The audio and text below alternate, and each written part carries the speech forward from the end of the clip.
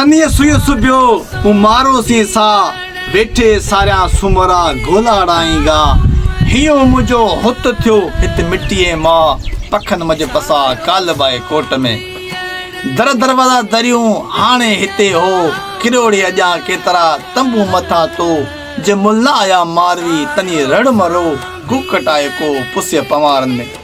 दोस्तों अॼु कोस्तान में वेठा आहियूं।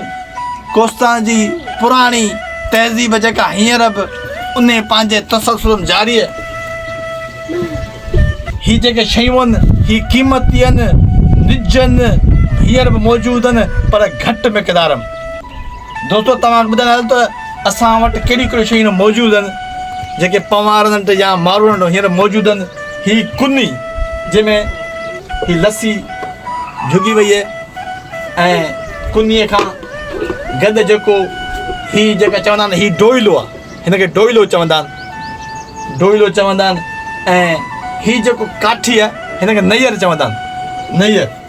ऐं ही जेका आहे हिनखे छा चवंदा आहिनि? मकड़ो मकड़ो चवंदा आहिनि। हिनखे कणशो चवंदा आहिनि या लोटो चवंदा आहिनि।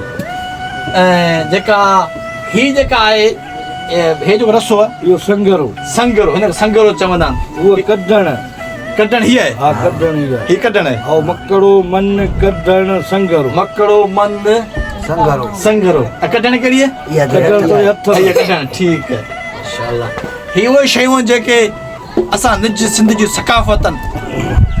हींअर अलहमदिल्ला कोस्तान में ही शयूं हींअर बि पंहिंजे उन असुली की हालतनि पोज़ीशन में मौजूदु आहिनि ऐं फ़हाल आहिनि। डेली रोज़ानो ही घर जो सुतून आहिनि। हींअर बि अलहमदिल्ला हर घर जी ही पहचान आहिनि, शनाख़त आहिनि।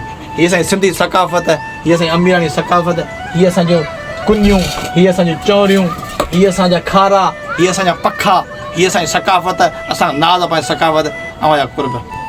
सारो सां